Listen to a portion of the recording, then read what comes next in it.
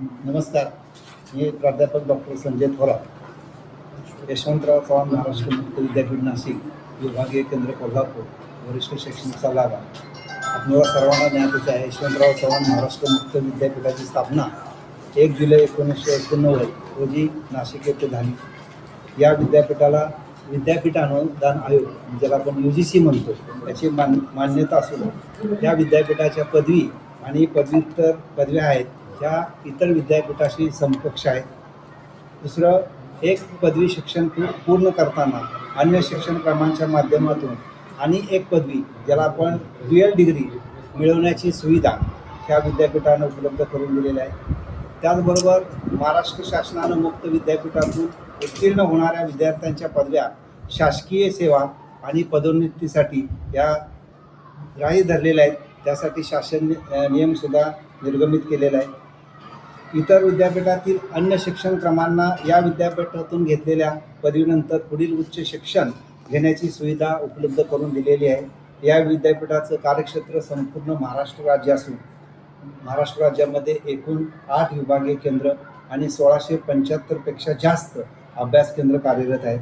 विद्यापीठाचे 145पेक्षा जास्त शिक्षणक्रम असून या शिक्षणक्रमासाठी दरवर्षी साधारणपणे 4.25 लाख विद्यार्थी प्रवेश घेत असतात.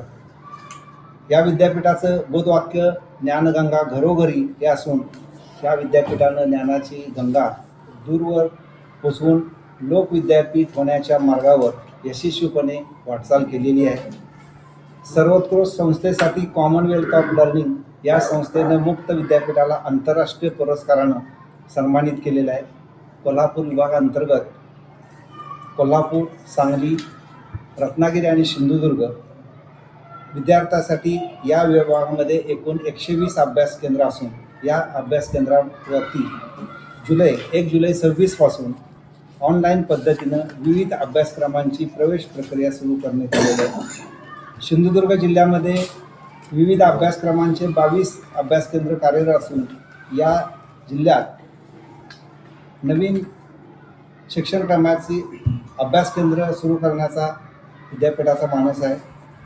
प्रवेशार्थी विद्यार्थ्यांनी प्रवेश घेण्यासाठी मुक्त विद्यापीठाची एक संकेतस्थळ आहे ycov.digitaluniversity.ac.in किंवा ycmoe.ac.in या संकेतस्थळाला भेट द्यावी. याशिवाय अभ्यास केंद्राशी प्रत्यक्ष संपर्क साधून आपला प्रवेश निश्चित करता येईल असं या निमित्तानं मी तुम्हाला आवाहन करतो. तसेच प्रवेशार्थी विद्यार्थ्यांच्या शैक्षणिक मार्गदर्शनासाठी कोल्हापूर विभागीय केंद्रामध्ये मदत कक्ष स्थापन केला असून त्याचबरोबर 24/7 2 आमच्या विभागीय केंद्रावरती 2 मोबाईल आहेत.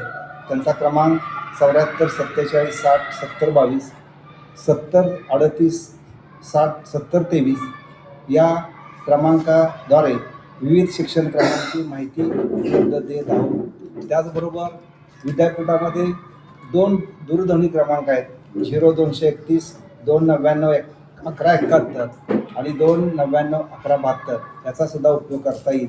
आणि तुम्हा सर्व पत्रकार बंधूंना या निमित्तानं मी एक आव्हान करतो की शिक्षण काही कारणामुळं घेता येत नाही, म्हणजे नोकरी करत असतात किंवा त्यांच्यावरती इतर जबाबदाऱ्या आहेत आणि प्रवाहापासून दूर आहेत. त्यासाठी मुक्त विद्यापीठ अत्यंत त्यांना उपयुक्त आणि असं चांगलं माध्यम आहे. त्यासाठी तुम्ही जास्तीत जास्त तुमच्या माध्यमातून पोहोचवण्याचा प्रयत्न करावा असं मी तुम्हाला कळकळीचं आवाहन करतो. असा पण मानस आहे, तुम्हाला आता आजच सांगतो, doctor JB Naik arts and commerce college हे सावंतवाडी जिथलं आहे.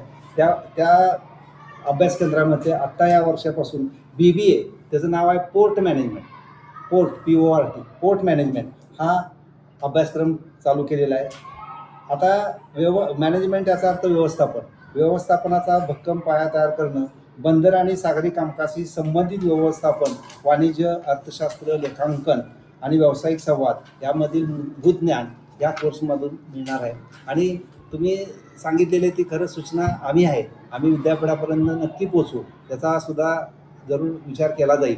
पण आता आपलं विद्यापीठ हे बऱ्यापैकी UGC म्हणजे बऱ्यापैकी आता मर्यादा आले.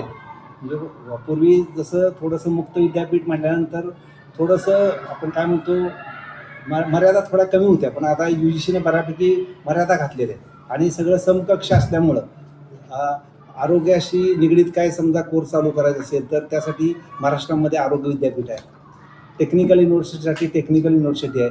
त्यामुळं ती विद्यापीठ असतात, त्यांची परमिशन घ्यावं लागते, अशी थोडीशी बंधनं आहेत. पण तरी पण तुम्ही म्हणताय कौशल्य विकास, त्या दृष्टीनं असे कोर्सेस आमच्याकडं प्रमाणपत्र कोर्सेस आणि पदविका चालू आहेत. पण तुम्ही जे सांगताय त्या ते विमानतळ यायला लागलं किंवा अजून किती गरज, लोकल नीड म्हणू आपण, लोकल नीड काय आहे त्या दृष्टीनं अभ्यासक्रम म्हणजे आमचे इथले अभ्यास केंद्र आहे त्यांच्याशी आम्ही संपर्क साधून असे काय छोटेसे कोर्सेस कौशल्यावर आधारित नक्की आम्ही त्यासाठी प्रयत्न करू.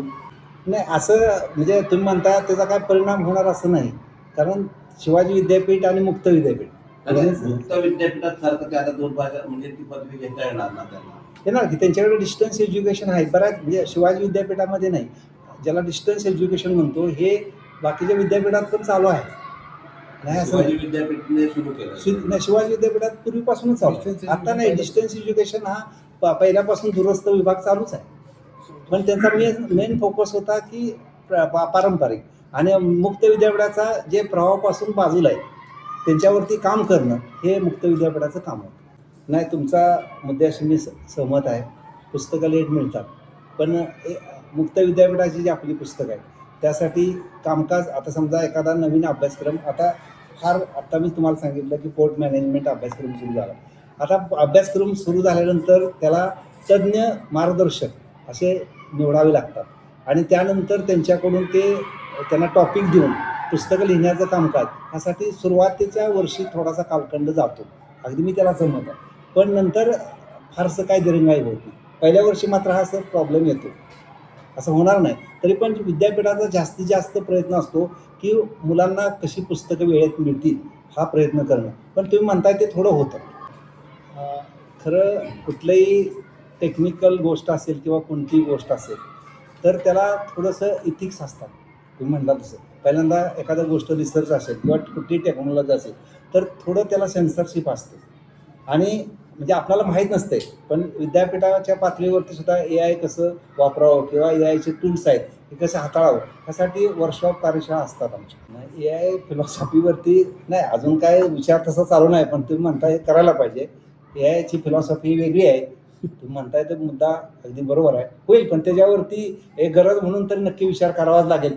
तुम्ही जो प्रश्न विचारला, पूर्वी वय वर्ष 18 पूर्ण 8वी जरी पास असेल तरी मुक्त विद्यापीठाचं जो पूर्वतयारी म्हणून जो शिक्षणक्रम होता तो पूर्ण केल्यानंतर त्याला पदवीला प्रवेश घेता येत होता. आता मुक्त विद्यापीठानं पूर्वतयारी अभ्यासक्रम बंद केलेला आहे. म्हणजे मुक्त विद्यापीठानं का बंद केलेला आहे?